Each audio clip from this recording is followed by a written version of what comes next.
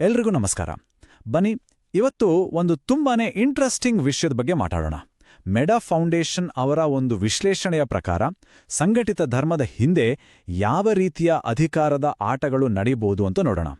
ಇದು ಖಂಡಿತವಾಗಿಯೂ ನಮ್ಮ ಯೋಚನೆಗೆ ಒಂದು ಹೊಸ ದಿಕ್ಕನ್ನು ಕೊಡುತ್ತೆ. ವಾಹ್, ಈ ಮಾತು ಕೇಳೋಕೆಷ್ಟು ಚೆನ್ನಾಗಿದೆ ಅಲ್ವಾ? ಇಲ್ಲಿಯ ಉದ್ದೇಶ ಯಾವುದನ್ನೂ ಕೆಡುವುದಲ್ಲ, ಬದಲಾಗಿ ಏನೋ ಕಳೆದು ಹೋಗಿರೋದನ್ನ ಹುಡುಕೋದು ಅಂತ ಸ್ಪಷ್ಟವಾಗಿ ಹೇಳಿದ್ದಾರೆ. ಅಂದ್ರೆ ಹಳೆಯ ಅವಶೇಷಗಳನ್ನು ತೆಗೆದು ಅದರ ಕೆಳಗೆ ಅಡಗಿರುವ ಸತ್ಯದ ಜೀವಜಲವನ್ನ ಹೊರತೆಗೆಯೋ ಪ್ರಯತ್ನ ಇದು. ನೋಡೋಣ ಬನ್ನಿ, ನಮಗೆಲ್ಲ ಏನ್ ಸಿಗುತ್ತೆ ಅಂತ. ಸರಿ, ಈಗ ನಾವು ಈ ಇಡೀ ವಿಷಯದ ಆಳಕ್ಕೆ ಇಳಿಯೋದಕ್ಕಿಂತ ಮುಂಚೆ ಎರಡು ಮುಖ್ಯವಾದ ಪದಗಳ ಅರ್ಥವನ್ನ, ಅದರ ನಡುವಿನ ವ್ಯತ್ಯಾಸವನ್ನ ತಿಳ್ಕೋಬೇಕು. ಯಾಕಂದ್ರೆ ಇದು ಇಡೀ ಚರ್ಚೆಯ ಅಡಿಪಾಯ ಇದ್ದಾಗೆ. ನೋಡಿ, ಇಲ್ಲಿ ಒಂದು ಕಡೆ ಸಂಘಟಿತ ಧರ್ಮ ಇದೆ, ಇನ್ನೊಂದು ಕಡೆ ನಿಜವಾದ ಆಧ್ಯಾತ್ಮಿಕತೆ. ಒಂದು ಹೇಳುತ್ತೆ ನಾನ್ ಹೇಳಿದ ಹಾಗೆ ಕೇಳು ಅಂತ, ಅಂದ್ರೆ ಕಂಟ್ರೋಲ್. ಇನ್ನೊಂದು ಹೇಳುತ್ತೆ ನಿನ್ನನ್ನು ನೀನು ಕಂಡುಕೋ ಅಂತ, ಅಂದ್ರೆ ಫ್ರೀಡಮ್. ಒಂದು ಕಡೆ ನಿಯಮಗಳು, ಇನ್ನೊಂದು ಕಡೆ ಸ್ವಂತ ಅನುಭವ. ಎಷ್ಟು ದೊಡ್ಡ ವ್ಯತ್ಯಾಸ ಅಲ್ವಾ? ನಿಜಕ್ಕೂ ಯೋಚನೆ ಮಾಡಬೇಕಾದ ವಿಷಯ. ಹಾಗಾದ್ರೆ ಈಗ ವಿಷಯದ ಅಸಲಿ ಭಾಗಕ್ಕೆ ಬರೋಣ. ಈ ಧಾರ್ಮಿಕ ಸಂಸ್ಥೆಗಳ ಹಿಂದೆ ಯಾವ ತರದ ಪವರ್ ಗೇಮ್ಸ್ ಅಥವಾ ಗುಪ್ತ ಅಜೆಂಡಾಗಳು ಇರಬಹುದು ಅಂತ ಈ ವಿಶ್ಲೇಷಣೆ ಹೇಳುತ್ತೆ. ಒಂದೊಂದಾಗಿ ನೋಡೋಣ ಬನ್ನಿ. ಮೊದಲನೇದಾಗಿ ರಾಜಕೀಯ ನಿಯಂತ್ರಣ. ಇದು ಹೇಗೆ ಕೆಲಸ ಮಾಡುತ್ತೆ ಅಂದ್ರೆ, ರಾಜಕೀಯ ಮತ್ತು ಧರ್ಮ ಒಂದಕ್ಕೊಂದು ಕೈ ಜೋಡಿಸ್ತವೆ.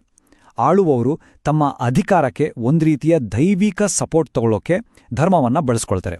ಅಂದ್ರೆ ದೇವರಿಗೆ ತಲೆಬಾಗೋದು ಅಂದ್ರೆ ರಾಜನಿಗೂ ತಲೆಬಾಗಿದ್ದ ಹಾಗೆ ಅನ್ನೋ ಒಂದು ವಾತಾವರಣ ಸೃಷ್ಟಿ ಮಾಡೋದು. ಇನ್ನು ಎರಡನೇದು ಸೈಕೊಲಾಜಿಕಲ್ ಕಂಟ್ರೋಲ್, ಅಂದ್ರೆ ಮಾನಸಿಕ ನಿಯಂತ್ರಣ. ಇದು ನಿಜಕ್ಕೂ ತುಂಬಾನೇ ಆಳವಾದ ವಿಷಯ. ಪಾಪ, ಪುಣ್ಯ, ನರಕ ಈ ಥರದ ಭಯಗಳನ್ನು ಹುಟ್ಟಿಸಿ ಜನರ ಮನಸ್ಸಿನಲ್ಲಿ ಒಂದು ರೀತಿ ಅಪರಾಧಿ ಭಾವನೆ ಮೂಡಿಸಿ ಅವರನ್ನ ಕಂಟ್ರೋಲ್ನಲ್ಲಿಟ್ಕೊಳ್ಳೋದು. ಹೀಗಾದಾಗ ಜನ ಸ್ವತಂತ್ರವಾಗಿ ಯೋಚನೆ ಮಾಡೋಕೆ ಹೆದರುತ್ತಾರೆ. ಮೂರನೇ ಪಾಯಿಂಟ್, ಹಣಕಾಸಿನ ಶೋಷಣೆ. ನೋಡಿ, ನಂಬಿಕೆ ಅನ್ನೋದು ಹೃದಯದ ವಿಷಯ, ಅದು ಫ್ರೀ ಆಗಿರಬೇಕು ಅಲ್ವಾ? ಆದ್ರೆ ಈ ವಿಶ್ಲೇಷಣೆ ಪ್ರಕಾರ ಕೆಲವು ಕಡೆ ಇದನ್ನೇ ಒಂದು ಬಿಸ್ನೆಸ್ ಮಾಡಿಕೊಂಡು ದೈವಿಕ ಸೇವೆಯ ಹೆಸರಲ್ಲಿ ಜನರ ಹತ್ರದಿಂದ ಹಣ ಪೀಕುವ ವ್ಯವಸ್ಥೆಗಳನ್ನ ಮಾಡಲಾಗಿದೆ. ನಾಲ್ಕನೆಯದಾಗಿ ಕಲ್ಚರಲ್ ಇಂಜಿನಿಯರಿಂಗ್, ಅಂದ್ರೆ ನಾವು ಮತ್ತು ಅವರು ಅಂತ ಸಮಾಜವನ್ನ ಒಡೆಯೋದು. ನಮ್ಮ ಜನರೇ ಶ್ರೇಷ್ಠರು, ನಮ್ಮ ನಂಬಿಕೆಯೇ ಸರಿ ಅನ್ನೋ ಒಂದು ಕಲ್ಪನೆಯನ್ನ ಬಿತ್ತಿ ಸಮಾಜದಲ್ಲಿ ಸಂಘರ್ಷ, ದಬ್ಬಾಳಿಕೆ ಮತ್ತು ಅಸಮಾನತೆಯನ್ನ ಜಸ್ಟಿಫೈ ಮಾಡಕ್ಕೆ ಇದನ್ನು ಒಂದು ಟೂಲ್ ಆಗಿ ಬಳಸಲಾಗುತ್ತೆ. ಸರಿ, ಇಷ್ಟೆಲ್ಲ ಕೇಳಿದ್ಮೇಲೆ ಇಂಥ ಕಂಟ್ರೋಲ್ ಮಾಡೋ ಸಿಸ್ಟಮ್ಗಳನ್ನ ಗುರುತಿಸೋದು ಹೇಗೆ ಅಂತ ಒಂದು ಪ್ರಶ್ನೆ ಬರುತ್ತೆ.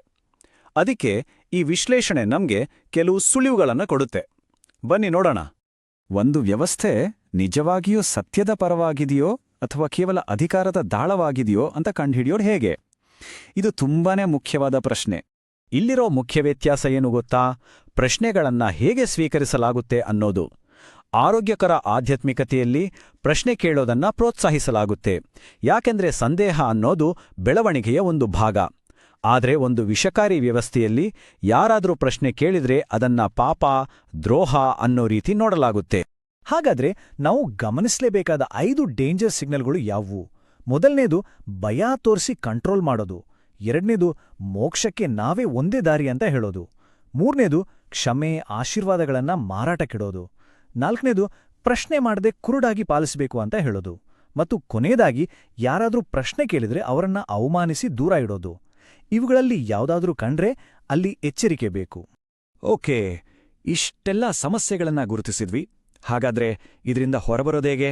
ನಮ್ಮದೇ ಆದ ವೈಯಕ್ತಿಕ ಆಧ್ಯಾತ್ಮಿಕ ಸ್ವಾತಂತ್ರ್ಯವನ್ನ ಮರಳಿ ಪಡೆಯೋಕೆ ಏನಾದ್ರೂ ದಾರಿ ಇದೆಯಾ? ಖಂಡಿತ ಇದೆ. ಈ ವಿಶ್ಲೇಷಣೆ ಅದಕ್ಕೂ ಒಂದ್ ದಾರಿಯನ್ನ ತೋರಿಸುತ್ತೆ. ನೋಡೋಣ ಬನ್ನಿ. ಇಲ್ಲಿ ನೋಡಿ, ಒಂದು ರೀತಿ 5 ಸ್ಟೆಪ್ ಗೈಡ್ ಕೊಟ್ಟಿದ್ದಾರೆ. ಮೊದಲನೇ ಹಂತ, ಹೊರಗಿನ ಧಾರ್ಮಿಕ ಅಧಿಕಾರದಿಂದ ಸ್ವಲ್ಪ ದೂರ ಬಂದು ನಮ್ಮೊಳಗಿನ ಮೌನವನ್ನ ಕೇಳಿಸ್ಕೊಳ್ಳೋದು. ಎರಡನೇ ಹಂತ, ನಮಗೆ ಬಂದಿರೋ ನಂಬಿಕೆಗಳನ್ನ ನಾವೇ ಪ್ರಶ್ನೆ ಮಾಡ್ಕೊಳ್ಳೋದು. ಮೂರನೇ ಹಂತ, ಕೇವಲ ಒಂದೇ ಪುಸ್ತಕ, ಒಂದೇ ಸಿದ್ಧಾಂತಕ್ಕೆ ಅಂಟುಕೊಳ್ದೆ ಬೇರೆ ಬೇರೆ ಕಡೆಯಿಂದ ಜ್ಞಾನವನ್ನ ಸಂಪಾದಿಸೋದು. ನಾಲ್ಕನೇ ಹಂತ, ಒಂದೇ ತರಹದ ಯೋಚನೆ ಇರೋ ಗುಂಪಿಗಿಂತ ಜ್ಞಾನವನ್ನ ಹುಡುಕುವ ಜನರ ಜೊತೆ ಸೇರೋದು. ಮತ್ತು ಕೊನೆಯದಾಗಿ, ನಮ್ಮ ಆಧ್ಯಾತ್ಮಿಕತೆಯನ್ನ ಕೇವಲ ನಂಬಿಕೆಯಲ್ಲಿ ಅಲ್ಲ, ನಮ್ಮ ಕೆಲಸದಲ್ಲಿ ಅಂದ್ರೆ ಸೇವೆ ಮತ್ತು ಕರುಣೆಯಲ್ಲಿ ತೋರಿಸೋದು. ಇದು ತುಂಬಾನೇ ಪ್ರಾಕ್ಟಿಕಲ್ ಆಗಿದೆ ಅಲ್ವಾ? ಕೊನೆಯದಾಗಿ ಒಂದು ಮಾತು, ನಿಜವಾದ ಆಧ್ಯಾತ್ಮಿಕತೆ ಭಯ ಮುಗಿದ ಜಾಗದಲ್ಲಿ ಶುರುವಾಗುತ್ತೆ ಅಂತ ಈ ವಿಶ್ಲೇಷಣೆ ಹೇಳುತ್ತೆ. ಹಾಗಾದ್ರೆ ಈ ಪ್ರಯಾಣವನ್ನ ಎಲ್ಲಿಂದ ಶುರು ಮಾಡಬೇಕು? ಬಹುಶಃ ಈ ಪ್ರಶ್ನೆಗೆ ಉತ್ತರ ನಮ್ಮೆಲ್ಲರ ಒಳಗೇ ಇದೆ ಅನ್ಸುತ್ತೆ. ಇದರ ಬಗ್ಗೆ ಯೋಚನೆ ಮಾಡಿ. ಧನ್ಯವಾದಗಳು.